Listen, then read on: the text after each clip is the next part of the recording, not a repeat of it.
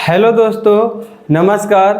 स्वागत है आप सभी का अपना प्यारा चैनल कलेक्शन ऑफ मैथ्स पर। तो दोस्तों, उम्मीद है कि आप लोग मस्त होंगे, स्वस्थ होंगे और आप लोग अपने अपने पढ़ाई में व्यस्त होंगे। दोस्तों, Bihar board class 10th board परीक्षा 2025 के तैयारी हेतु मैं आप लोगों के बीच चैप्टर वाइज ऑब्जेक्टिव का सॉल्यूशन कराने वाला हूं। तो आज आप लोगों के बीच मैं वास्तविक संख्या का कुछ इम्पोर्टेंट मैथ का ऑब्जेक्टिव का सॉल्यूशन कराऊंगा। तो लास्ट तक हमारे वीडियो में बने रहें ताकि आपको ये मैथ आसानी से समझ में आ जाए और आपका बोर्ड एग्ज़ाम का तैयारी बेहतरीन हो सके। तो चलिए हम लोग आगे बढ़ते हैं। देखिए, आपका पहला नंबर प्रश्न है कि यदि P और Q दो अभाज्य संख्याएं हैं तो मासा क्या होगा। ठीक है, जैसे देखिए P और Q दो अभाज्य संख्या है, कोई भी आप अभाज्य संख्या ले लीजिए। जैसे हम एक अभाज्य संख्या ले लेते हैं 5 और एक अभाज्य संख्या ले लेते हैं 7 और कहता है कि दो है तो मासा कितना होगा। अगर आपको मासा निकालना होगा 5 और 7 का, अगर ये दोनों अभाज्य संख्या है तो इसका HCF कितना आएगा, 1 आएगा। पता है क्यों?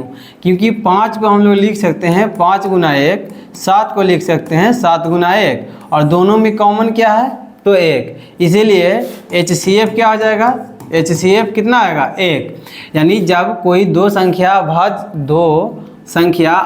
संख्या हो तो उसका मासा हमेशा कितना होगा, 1 होता है। ऑप्शन नंबर ए इसका क्या हो जाएगा, राइट आंसर हो जाएगा।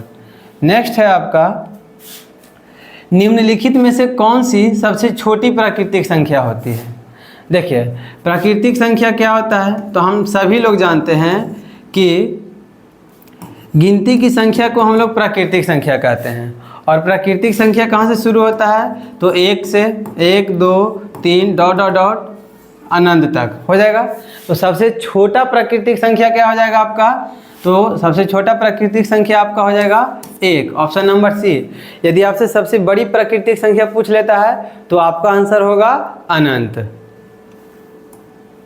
नेक्स्ट है आपका, संख्याएं 12, 15 एवं 21 का मासा क्या होगा। देखिए, देखने में लग रहा है कि यह आसान प्रश्न है, लेकिन आप ही के बोर्ड एग्जाम में पूछा गया है 2022 में। देखिए, 12 को हम लोग लिख सकते हैं, यहाँ पे फरियाया नहीं है कि कौन से विधि से बनाना है, सीधा HCF निकाल दीजिए यानी मासा।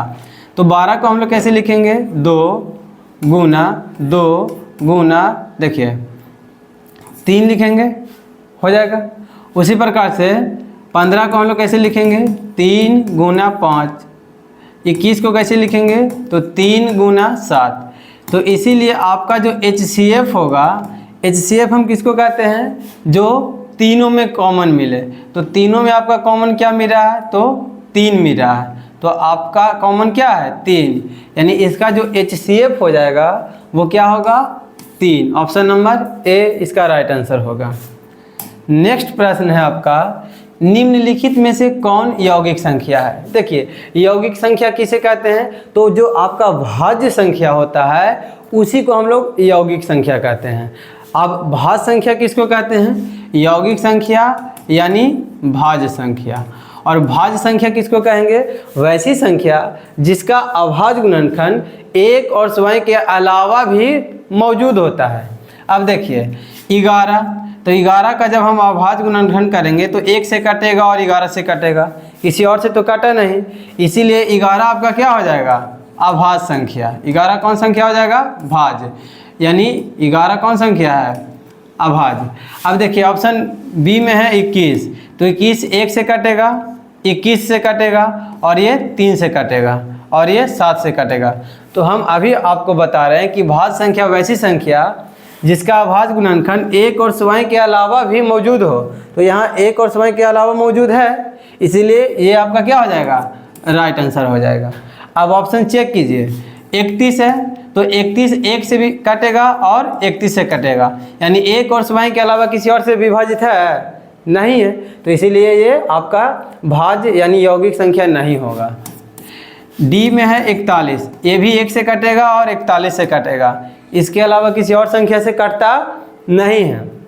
अब नहीं कटता है तो ये भाज्य संख्या नहीं है, ये भी नहीं होगा। आपका राइट आंसर क्या हो जाएगा, ऑप्शन नंबर बी। भाज्य संख्या भाज्य संख्या वही संख्या होगा जिसका अभाज्य गुणनखंड एक और स्वयं के अलावा भी मौजूद होता है। नेक्स्ट आपका प्रश्न है 18 तथा 72 का मासा कितना होगा। ठीक है, देखिए हम निकाल लेते हैं इस बार भाग विधि से, भाग देंगे तो 18 चौकी क्या हो जाएगा 72। ये तो पूरा पूरा कट गया।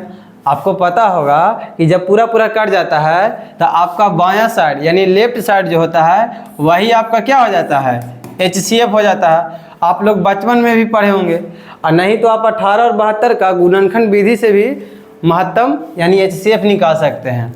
मासा यानी महत्तम और उसी को हम लोग कहते हैं HCF। तो आपका राइट आंसर क्या होगा ऑप्शन नंबर ए।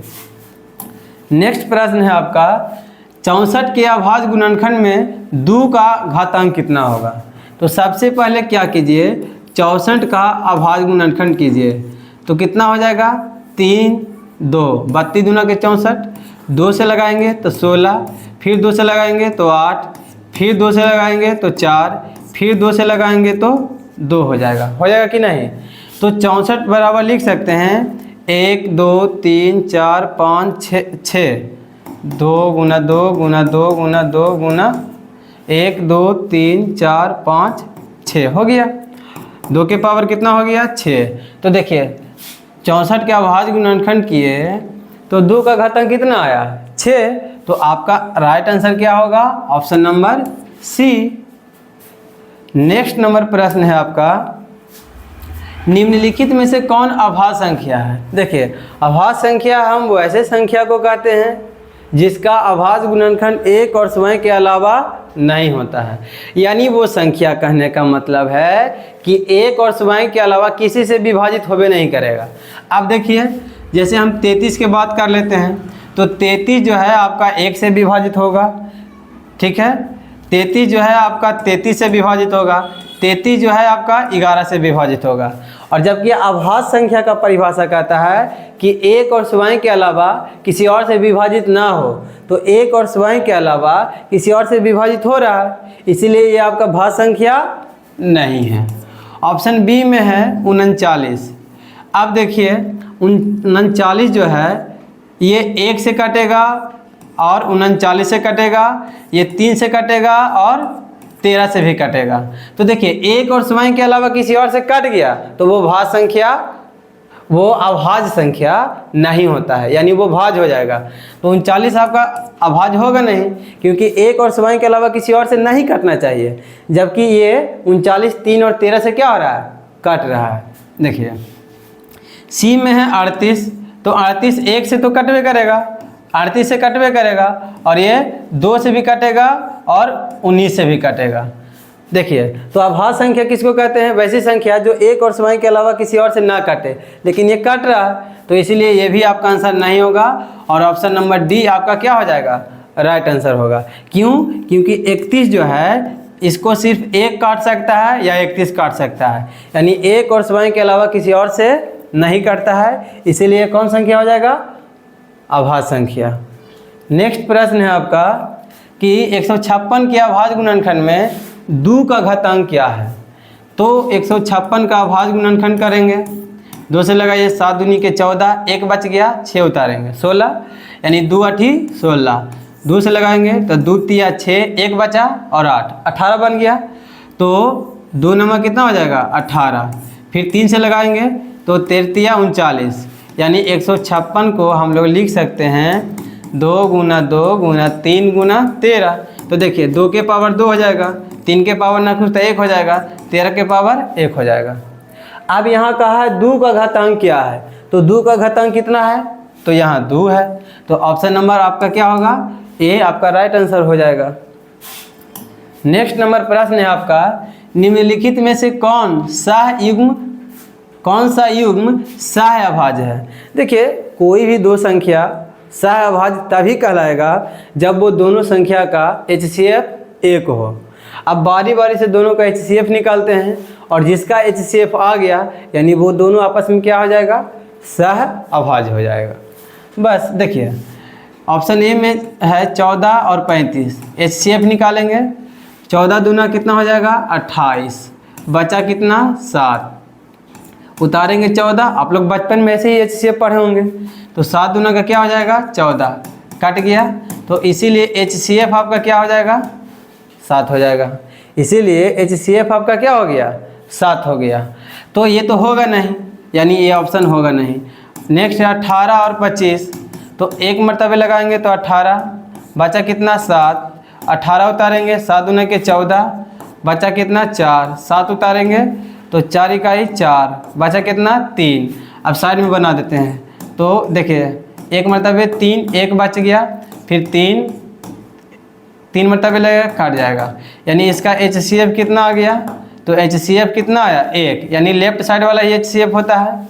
अब HCF 1 आया तो इसका आंसर कितना हो जाएगा, देखिए HCF 1 आया यानी वही है क्या सहायभाज्य, यानी ऑप्शन नंबर बी आपका क्या हो जाएगा राइट आंसर हो जाएगा। अब देखिए जिसका अभाज्य कोई दो संख्या का जब HCF 1 आ जाए तो वो दोनों आपस में सहायभाज्य हो जाता है। नेक्स्ट ऑप्शन था 13 और 52। देखिए ये 52 है तो 13 चौका 52, ये कट जाएगा कि नहीं, तो यानी HCF कितना आ जाएगा 13, ये होगा नहीं। नेक्स्ट है 21 और 84, तो 21 चौका कितना हो जाएगा 84, कट गया। तो इसका HCF कितना आ जाएगा 24, यानी आपका राइट आंसर क्या था ऑप्शन नंबर बी। नेक्स्ट है कि √12 का परमेकरणी गुणांक क्या है। ठीक है, आप लोग इसे परमेकरण को करनी के नाम से भी जानते होंगे, जो कि क्लास 9th में पढ़ने के लिए था। तो देखिए √12 को हम लोग कैसे लिख सकते हैं, तो √2 गुना 2 गुना 3 लिख सकते हैं। तो ये हो जाएगा आपका कितना √2 का स्क्वायर गुना 3, 2 बाहर निकल जाएगा 2√3, यही है इसका क्या परमेकरणी गुणांक। तो आपका राइट आंसर क्या हो जाएगा, देखिए इसका जो परमेकरणी गुणांक होगा ये होगा, ये जो देख रहे हैं ना परमेकरणी गुणांक कितना है तो √3, यानी ऑप्शन नंबर ए इसका क्या हो जाएगा राइट आंसर हो जाएगा। नेक्स्ट प्रश्न है आपका निम्नलिखित में कौन परमेय संख्या है। ठीक है, अब देखिए ऑप्शन ए में है 4 प्लस का √7। हम लोग को पता है कि √7 का पूरा मान नहीं निकलता है, यानी वर्गमूल नहीं निकलता है, जिसके कारण √7 आपका क्या है अपरमेय संख्या है। अब देखिए 4 क्या है परमेय संख्या, 4 क्या है परमेय संख्या, √7 क्या है अपरमेय संख्या। तो परमेय और अपरमेय का योग क्या होता है अपरमेय, परमेय संख्या और अपरमेय संख्या का योग क्या होता है अपरमेय संख्या। तो ये तो आपका आंसर होगा नहीं, क्योंकि आपको खोजना है परमेय। देखिए ऑप्शन बी में है 10 प्लस का √100। क्या हम 10 प्लस √10 √100 का मान कितना निकलेगा, तो √100 का मान निकलेगा 10 बराबर के 20, बटा में 1 लिखेंगे, यानी ये P/Q के रूप में है कि नहीं है, यानी आपका आंसर क्या हो जाएगा ऑप्शन नंबर बी। देखिए √3 का मान नहीं निकलता है, यानी √3 अपरमेय संख्या हुआ, और अपरमेय संख्या के साथ जब कोई परमेय संख्या जुड़ा रहेगा तो वो अपरमेय होगा। ये क्या हो जाएगा अपरमेय संख्या। आप देखिए 5 प्लस √5, तो √5 कौन संख्या है तो अपरमेय, क्योंकि √5 का मान पूरा नहीं निकलता है, इसलिए अपरमेय और परमेय दोनों जुड़ेगा तो फिर भी अपरमेय संख्या ही रहेगा।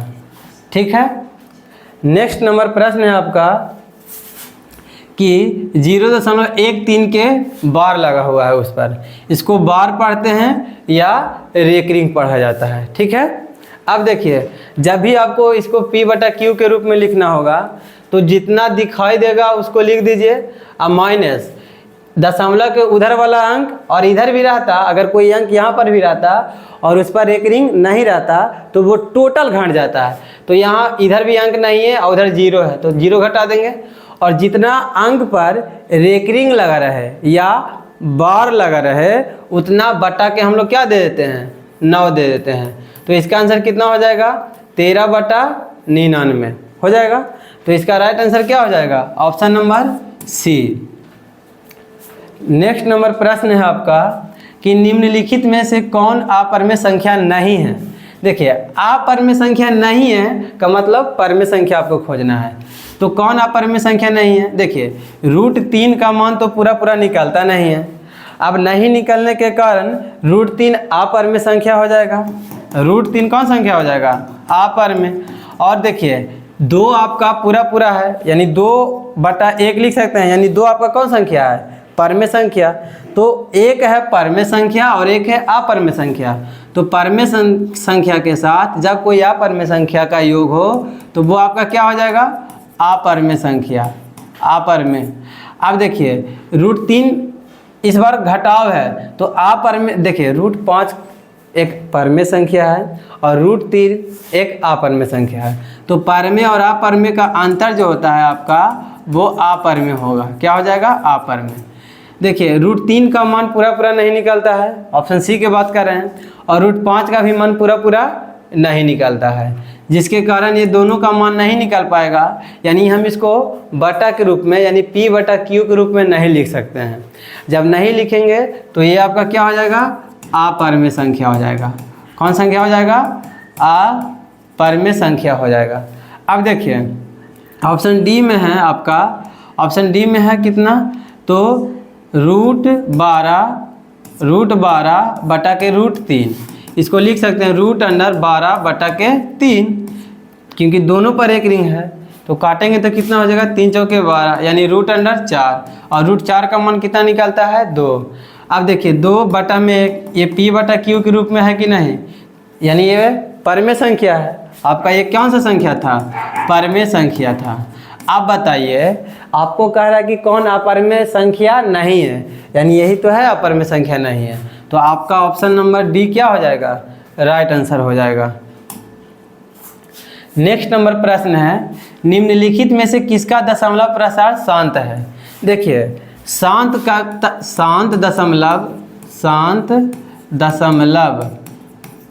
दशमलव तभी होगा जब हर का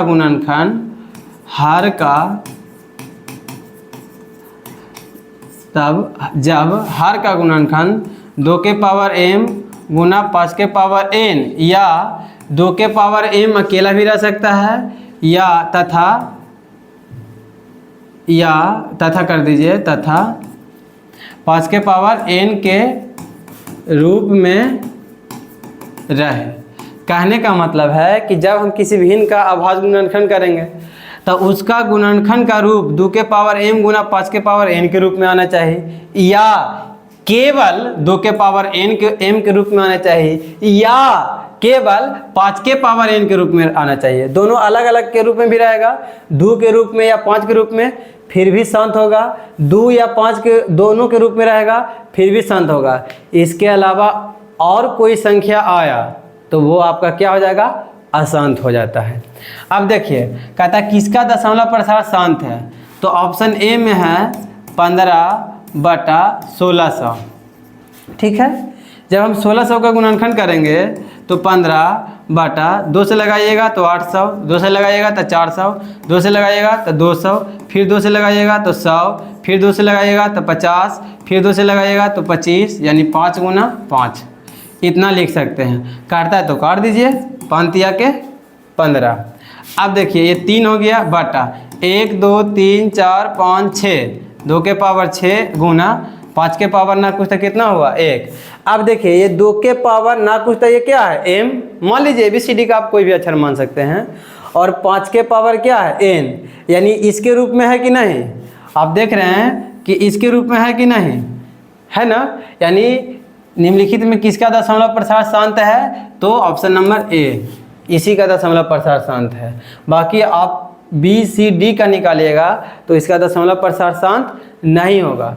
अब देखिए हम आपको चेक करके बताते हैं। जैसे ऑप्शन बी में है कितना है? तो 19/210 है। जैसे देखिए अब हम यहाँ पे क्या करेंगे? 19/210 को लिखेंगे कैसे?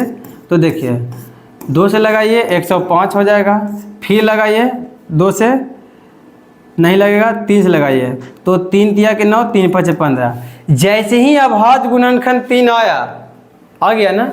देखिए इसको लगाएंगे कितना? 5 से, तो 5 7 35। इसको लिखेंगे 2 गुना 3 गुना 5 गुना 7। देखिए 2 और 5 के अलावा आ गया ना, 3 और 7, इसीलिए ऑप्शन बी क्या हो जाएगा, अशांत हो जाएगा। सी में है 88, 3 बटा के कितना है 88, तो 3 88 को कैसे लिखेंगे 2 से, तो 44 बचेगा, फिर 2 से लगाएंगे तो 22 बचेगा, फिर 2 से लगाएंगे तो 11। अब देखिए 2 के पावर के रूप में तो है, लेकिन ये आ गया 11। आपको 2 और 5 के अलावा किसी और संख्या के रूप में उसका भिन्न का गुणनखंड नहीं आना चाहिए। अब यहाँ 11 आ गया, 2 के पावर 2 गुना 11 के पावर 2 के पावर 3 गुना 11 के पावर 1 है। 11 नहीं आना चाहिए था। 2 और 5 के अलावा कोई और संख्या के रूप में आता है किसी भिन्न का हर का गुणनखंड, तो वो क्या हो जाएगा, अशांत। तो ये भी आपका आंसर नहीं होगा।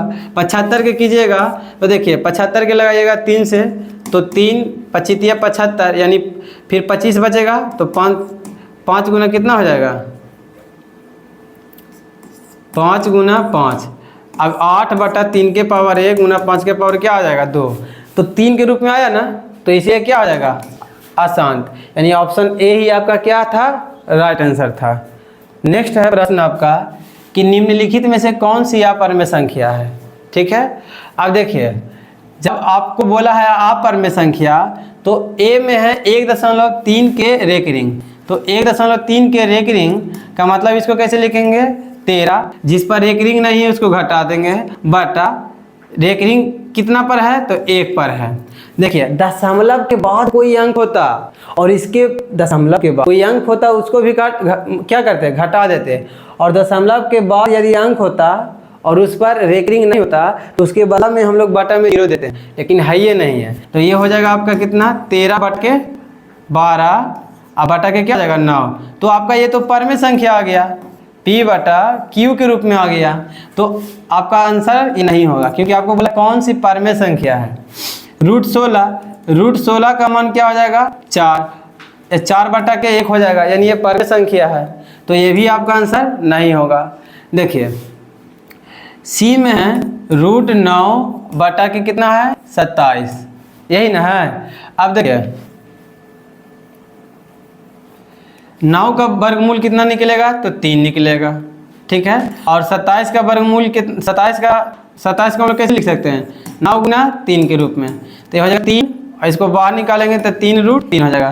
3 कट गया कि नहीं, तो आपका हो जाएगा 1 बटा के √3, और 1 बटा √3 कौन संख्या है, अपरमेय संख्या है। कौन संख्या है, अपरमेय। तो ये आपका हो जाएगा क्या, अपरिमेय। आपको कौन सा बोला है कि अपरमेय संख्या है, तो आपका राइट आंसर क्या होगा, सी।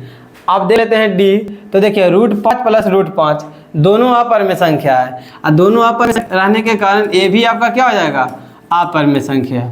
यानी ऑप्शन यहाँ पे जो है गलत है, यानी आपका आंसर क्या हो जाएगा, सी और डी दोनों हो जाएगा। ये सी भी आपका हो जाएगा अपरमेय, और डी भी आपका क्या हो जाएगा, अपरमेय संख्या है। ठीक है, चलिए नेक्स्ट नंबर प्रश्न है आपका कि निम्नलिखित में से किसका दशमलव प्रसार शांत है। देखिए दशमलव प्रसार तभी होता है जब हम अभी आपको क्या बताया कि दशमलव प्रसार शांत तभी होता है, शांत दशमलव जब हर गुणनखंड 2 के पावर m गुना 5 के पावर n या 2 पावर m तथा 5 के पावर a के रूप में रहे। तो कहता है कि दशमलव प्रसार शांत है, तो चेक करेंगे 17 बटा 81, इसको लिख सकते हैं 17। 81 कैसे लिखेंगे जी, 2 से लगेगा नहीं, 3 तो 27 81 27 बचेगा, फिर आप 3 से लगाइएगा तो 9 बचेगा, 3 3 9। आप गुणनखंड करके भी देख सकते हैं, 81 का जब ऐसे गुणनखंड कीजिएगा तो आप इसी प्रकार से लिखिएगा इसको। अब उतना तो समय है नहीं करें। अब यहाँ पे देखिए 17 हो जाएगा और बटा का क्या आएगा, 3 के पावर 4। तो भिन्न का जो हर का गुणनखंड आया वो 3 के पावर n के रूप में है, जबकि शांत के लिए 2 के पावर n या 5 के पावर n रूप में रहना चाहिए, या 2 के पावर n गुना 5 के पावर n के रूप में रहना चाहिए। तो ये 3 आया है, जिसके कारण ये क्या हो जाएगा, आशांत होगा। क्या होगा,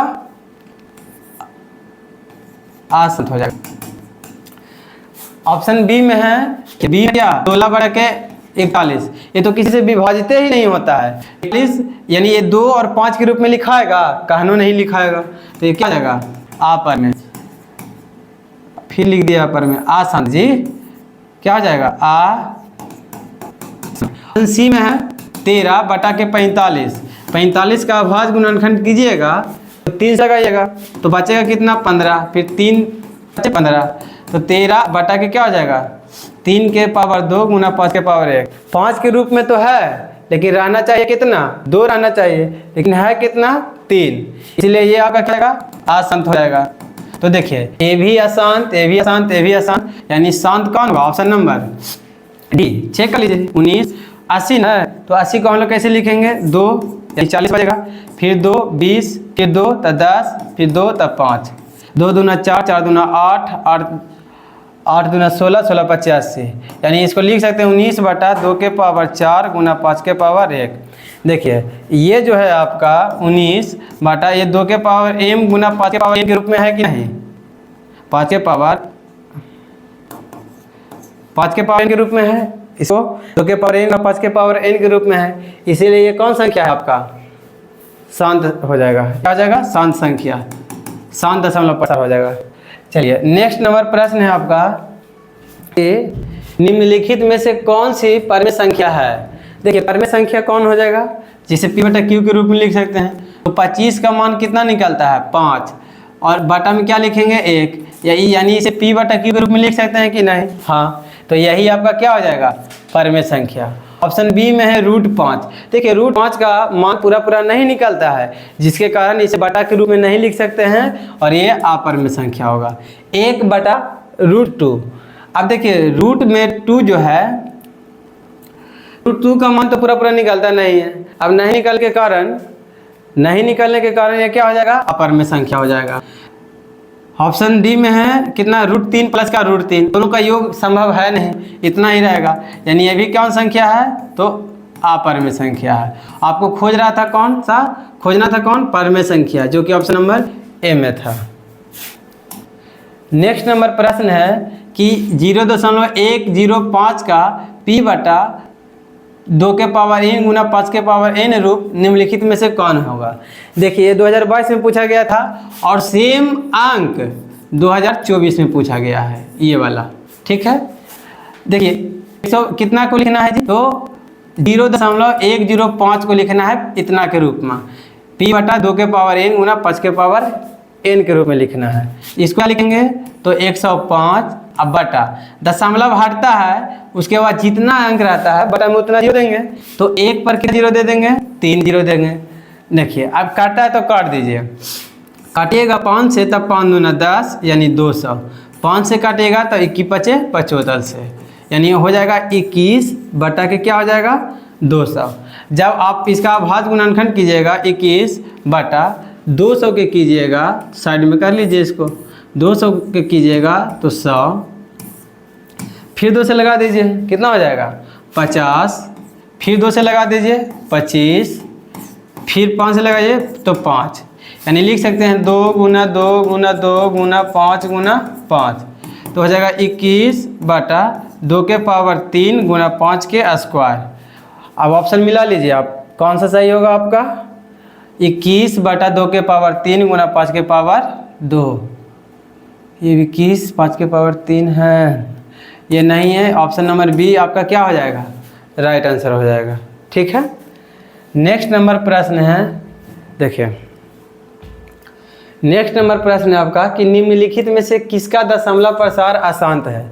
अशांत कब होगा, जब किसी भिन्न के हर का गुणनखंड 2 के पावर n गुना 5 के पावर m के रूप में नहीं हो, या 2 के पावर n के रूप में भी नहीं हो, या 5 के पावर m के रूप में भी नहीं हो। यानी अगर हम ऐसे समझे, अगर किसी भिन्न के हर का गुणनखंड किए, अगर उसका गुणनखंड 2 और 5 के अलावा किसी रूप में आया, या अकेले 2 या अकेले 5 या 2 और 5 के अलावा आया, तो वो क्या हो जाएगा अशांत हो जाएगा। जैसे देखिए हम लिख देते हैं, अगर 2 के पावर n m गुना 5 के पावर n के रूप में आएगा तो आपका शांत होगा जी। अगर 2 के पावर m के रूप में आएगा फिर भी शांत होगा, अगर 5 के पावर n के रूप में आएगा फिर भी शांत होगा। इसके अलावा जैसे ही आपको कोई अलग मिले उसका दशमलव प्रसार क्या हो जाएगा, अशांत। लेकिन ये गुणनखंड करेंगे किसका, तो दिया गया भिन्न के हर का। अब ऑप्शन ए में चलिए, तो ऑप्शन ए है 15/400। इसको जब लिखेंगे 15, ठीक है, काट लीजिए, अगर काटता है तो काट लीजिए इसको। 15 अब बटा के कितना हो जाएगा, 400। 5 से काटिएगा तो 80 × 5 = 400, और 5 से काटिएगा तो 3, यानी 3/80 हो जाएगा। जब इसका अभाज्य गुणनखंड कीजिएगा 80 के, क्योंकि हर में वही है, तो क्या हो जाएगा, 2 तो 40 बचेगा, फिर 2 तो 20 बचेगा, फिर 2 तो 10 बचेगा, फिर 2 बचे कितना हो जाएगा, 10, यानी 2 दूना 4, 4 दूना 8, 8 दूना 16, 16 × 5 = 80। तो 3 बटा में हो जाएगा 2 के पावर 4 गुना 2 के पावर 4 गुना कितना हो जाएगा, 5 के पावर 1, यानी 2 के पावर m गुना 5 के पावर n के रूप में आया है। यानी ये क्या हो जाएगा, शांत हो जाएगा। क्या हो जाएगा, शांत हो जाएगा। तो ये तो आपका आंसर होगा नहीं। ऑप्शन बी में है 17/80, 80। तो इसको क्या लिखेंगे, देखिए 80 अभी ना किए, 3/80 को कैसे लिख सकते हैं, 2 के पावर 4 गुना 5 के पावर 1। अभी 80 का अभाज्य गुणनखंड हम यहाँ किए थे, तो 2 के पावर 4 गुना 5 के पावर 1 जो है 2 के पावर 5 m गुना 5 के पावर n के रूप में है, इसीलिए ये क्या हो जाएगा, शांत हो जाएगा। और ये भी क्या था, शांत था। तो ये तो आपका आंसर होगा नहीं होगा। आपका 13/121 है। जब 121 का गुणनखंड कीजिएगा 13, 121 का जब अभाज्य गुणनखंड कीजिएगा तो हो जाएगा 11 गुना 11, और तो किसी से बीच में कटता नहीं है। तो देखिए 13/11 के क्या हो जाएगा, स्क्वायर। अब बताइए कि 2 के पावर m गुना 5 के पावर n के रूप में भी नहीं है, 2 के पावर m के रूप में भी नहीं है, और 5 के पावर n के रूप में भी नहीं है। यानी आपका जो दशमलव प्रसार था यही क्या है, अशांत। ऑप्शन नंबर सी आपका राइट आंसर होगा। चेक कर लेते हैं ऑप्शन नंबर डी भी। तो आइए कितना है, तो 14/400, काट लीजिए, ये हो जाएगा 7, ये हो जाएगा कितना, 200। तो 7 बटा के क्या हो जाएगा, 200। ये 7 200 को करेंगे तो कितना लिख सकते हैं, 2, यानी बचा होगा 100 आपका। फिर 2 से लगाइएगा तो 50, फिर 2 से लगाइएगा तो 25, 25 को 5 गुना 5 लिखेंगे। देखिए 2 दूना 4, 4 दूना 8, 8 × 5 = 40, और 40 × 5 = 20 से, यानी 200 हो जाएगा।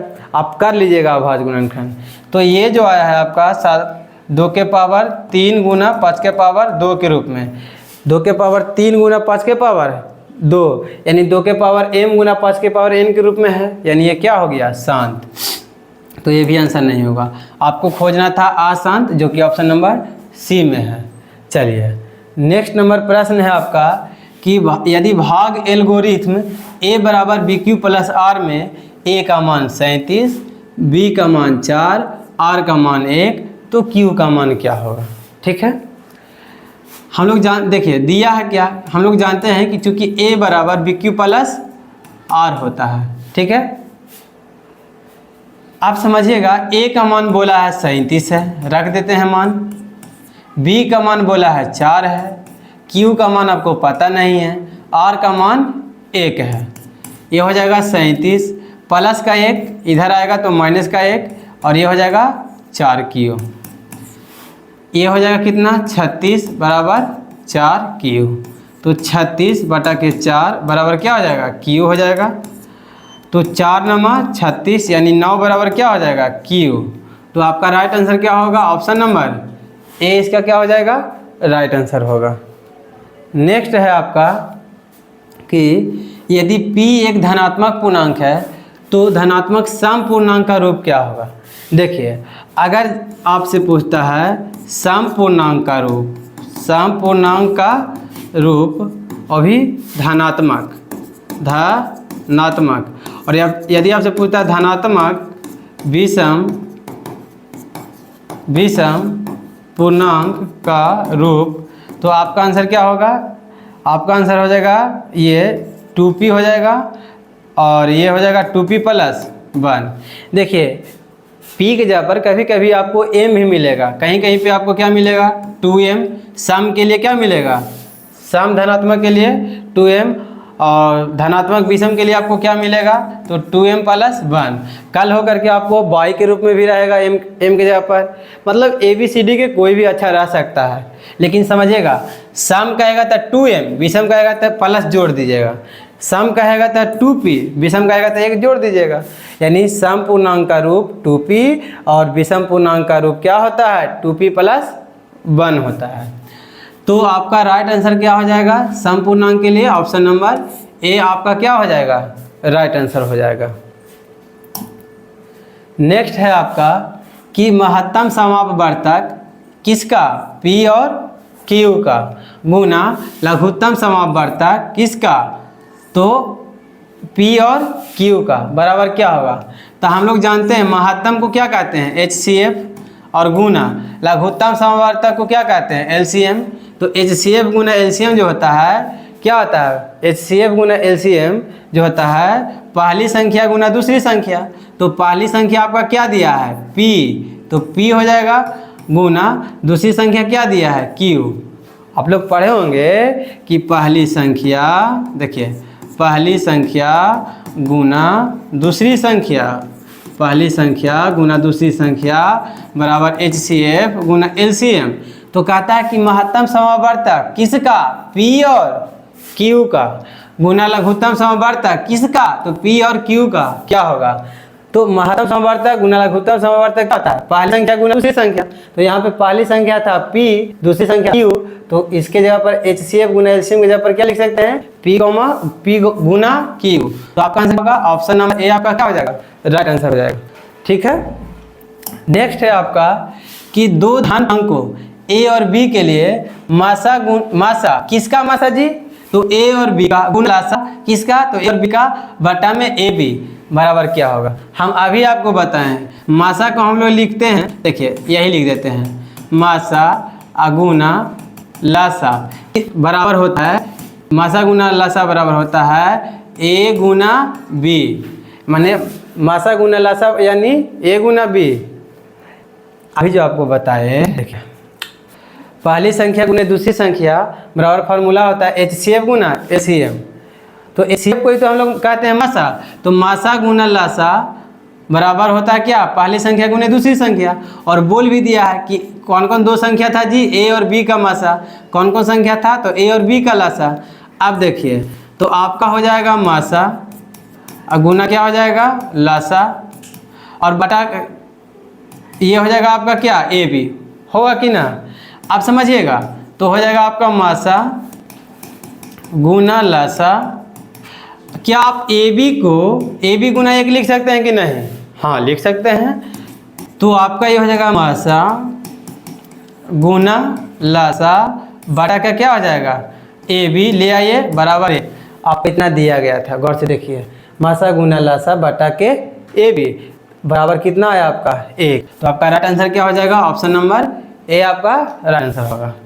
नेक्स्ट नंबर प्रश्न है कि दो संख्याओं का मासा 27, मासा बोले तो HCF, मासा को हम लोग क्या कहते हैं, HCF 27, लासा 162 है, लासा कितना है जी, 162 है। यदि उनमें से एक संख्या 54 है तो संख्या को आप मान लीजिए A 54 है, तो दूसरी संख्या क्या होगी, दूसरी संख्या को मान लीजिए B। ठीक है। हम लोग फार्मूला क्या जानते हैं कि पहली संख्या गुना दूसरी संख्या बराबर फार्मूला होता है HCF गुना LCM होता है ना।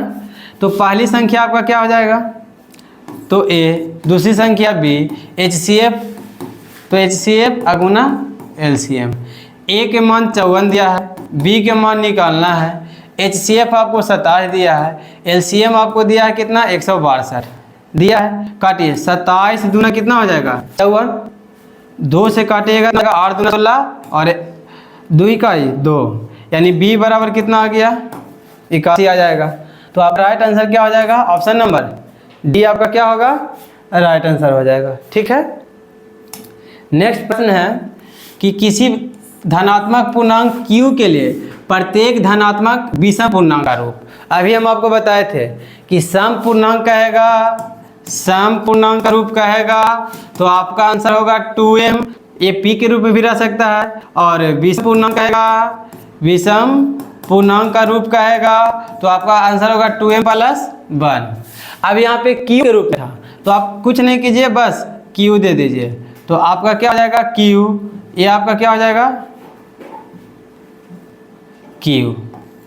आप बताइए कि धनात्मक विषम पूर्णांक का रूप क्या होगा, तो 2q + 1। अब यहाँ पे तो देखिए 2 तो दिया नहीं है, 2 तो दिया नहीं है, तो 2 का गुना कीजिए, इसको लिख सकते हैं 4 + 1, ठीक है।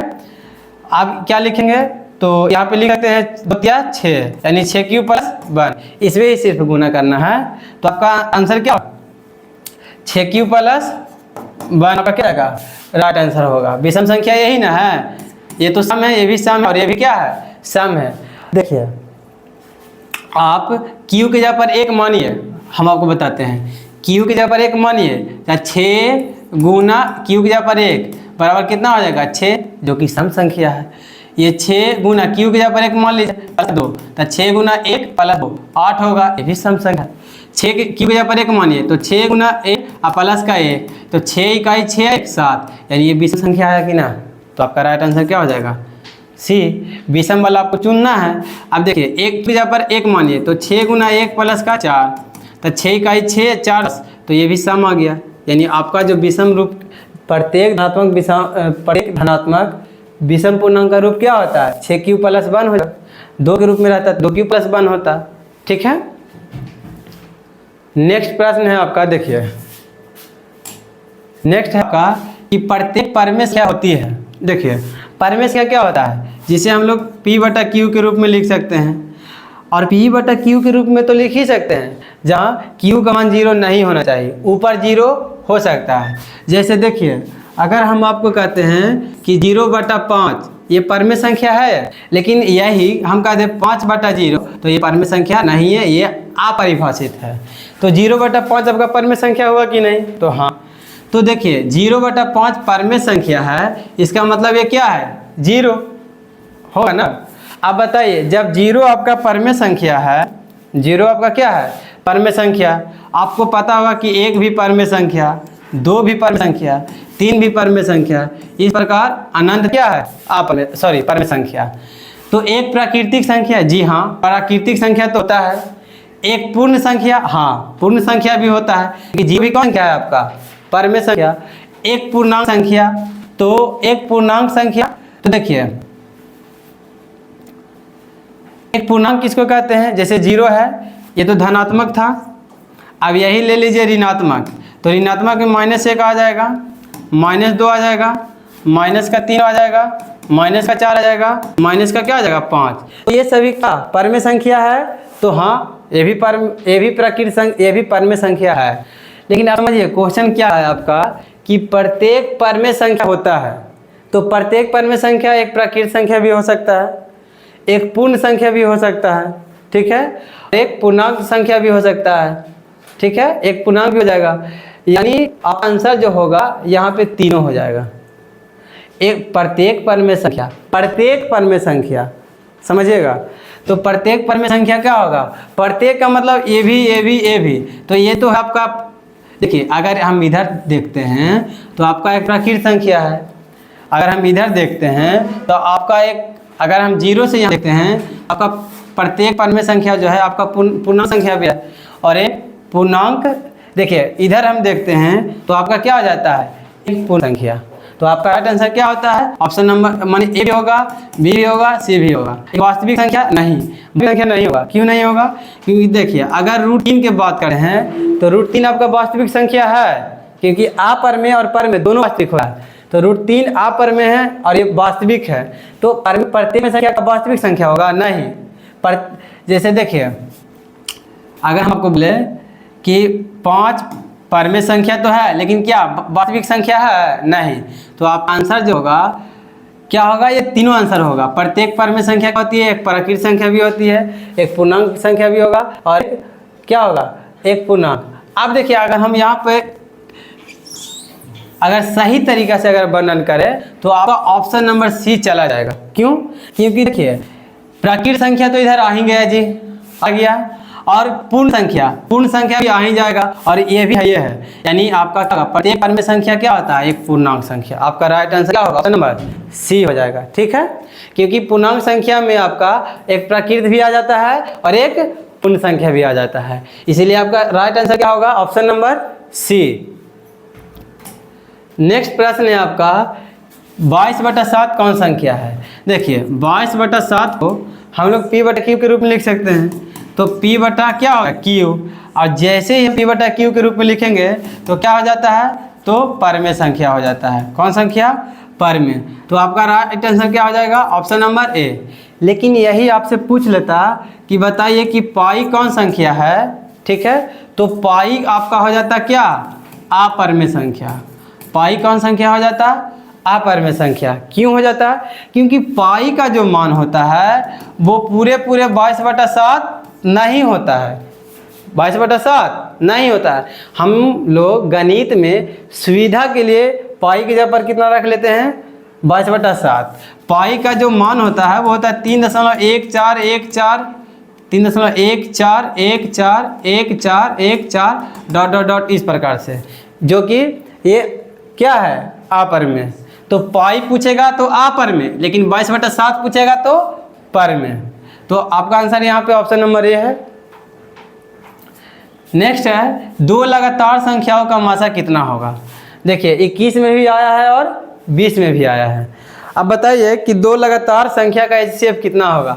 कोई भी आप 2 लगातार संख्या लीजिए, जैसे हम ले लेते हैं एक 4 और एक ले लेते हैं 5, तो 4 HCF 4 और 5 का जो HCF आएगा वो कितना आएगा, 1। यानी कोई भी 2 लगातार संख्याओं का मासा कितना होगा, तो 1 होगा। Option number A. चेक कर लीजिए, 4 से लगाइएगा तो 5 में तो 1 मरतबे 4 बचा कितना, 1। 4 से लगाइएगा तो 4 मरतबे लग जाएगा, और ये क्या हुआ, कट गया। तो HCF बायां साइड वाला होता है HCF, तो 2 लगातार संख्या का HCF कितना आया, तो 1 आ गया। नेक्स्ट प्रश्न है आपका कि यदि A और B अभाज्य संख्या है तो A और B का लसा क्या होगा। ठीक है, हम आपको क्या बताएं, जैसे देखिए आप लोग बचपन में पढ़े होंगे कि मान लेते हैं अभाज्य संख्या हम A की जगह पर रख लेते हैं 3 और B की जगह पर रख लेते हैं 5। ठीक है, यदि A और B अभाज्य संख्या है, मान लेते हैं कि A की जगह पर 3 और B की जगह पर 5, ये दोनों अभाज्य संख्या है, तो अगर आपको LCM निकालने के लिए कह दे कि 3 और 5 का LCM निकालिए, तो आपको पता होगा कि नहीं, जब कटता है तो दोनों का क्या हो जाता है, गुना, यानी 3 5 15 हो जाएगा। 15 ही आपका क्या हो जाएगा, राइट आंसर। बचपन में आप लोग लगाते होंगे इस प्रकार से। देखिए लगवे नहीं करता है, जब नहीं लगता था तो आप लोग क्या करते थे कि LCM बराबर लिख देते थे 3 × 5 = 15। तो यदि A और B अभाज्य संख्या है, यानी मान लिए है, तो A और B का लसा क्या हो जाता है, तो अभाज्य संख्या रहने पर दोनों का लसा क्या होगा, दोनों के गुणनफल के बराबर। तो ऑप्शन नंबर सी आपका क्या होगा, राइट आंसर होगा। नेक्स्ट और लास्ट प्रश्न है आपका, बाकी का क्लास हम बाद में कर देंगे। देखिए निम्नलिखित में से कौन सी अभाज्य संख्या है। देखिए अभाज्य संख्या होता क्या है, वैसी संख्या जिसका अभाज्य गुणनखंड एक और स्वयं के अलावा किसी और से मतलब वैसी संख्या जिसका अभाज्य गुणनखंड एक और स्वयं के अलावा किसी और से विभाजित नहीं हो। अब देख लीजिए 27, तो 27 जो है 1 से भी विभाजित है, 27 से भी विभाजित है, और 27 3 से भी विभाजित है और 9 से भी विभाजित है। अभाज्य संख्या का परिभाषा कहता है कि एक और स्वयं के अलावा किसी और से विभाजित नहीं होना चाहिए, जबकि यहाँ विभाजित हो रहा है 27, इसलिए 27 आपका अभाज्य संख्या नहीं है। 35, तो 35 आपका 1 से विभाजित है, 35 से विभाजित है, और 35 जो है आपका 7 से विभाजित है और 5 से विभाजित है। तो देखिए अभाज्य संख्या किसको कहेंगे, अगर कोई संख्या एक और स्वयं के अलावा किसी और से नहीं काटे तब उसे कहते हैं हम अभाज्य संख्या। लेकिन यहाँ 7 और 5 भी से काट रहा है, विभाजित कर रहा है, इसलिए आपका 35 अभाज्य संख्या नहीं होगा। 13, तो 13 के देखिए 1 काटता है और 13 काटता है, इसके अलावा किसी और कोई, इसके अलावा 13 को कोई और संख्या काटता है, नहीं काटता है, तो इसीलिए ये आपका क्या हो गया, अभाज्य संख्या। 56 जो आपका 1 से काटेगा, 56 से तो कटवे करेगा। अब देखिए ये 2 से भी कटेगा और 4 से भी कटेगा और 14 से भी कटेगा और 7 से भी कटेगा। तो एक और सुवाएं के अलावा बहुत सारी संख्या से कट रहा है ना, तो एक और सुवाएं के अलावा किसी और संख्या से जब कट जाए यानी विभाजित हो जाता है तो उसे हम क्या कहते हैं, भाज्य। लेकिन आपको कहा है अभाज्य, जो कि ऑप्शन नंबर सी में है। ठीक है, तो उम्मीद करते हैं कि दोस्तों आपको ये क्लास अच्छा लगा होगा। यदि क्लास अच्छा लगा होगा तो वीडियो को लाइक कीजिए और सब्सक्राइब कीजिए और ज़्यादा से ज़्यादा अपने दोस्तों के पास शेयर करने का प्रयास कीजिए, ताकि आपके साथ साथ आपके दोस्त का भी पढ़ाई का लेवल थोड़ा सा ऊंचा हो सके। तो उम्मीद करते हैं कि आपको ये क्लास बहुत बढ़िया लगा होगा। तो फिर मिलेंगे हम अगले वीडियो में नए वीडियो के साथ। Thank you. जय हिंद, जय भारत।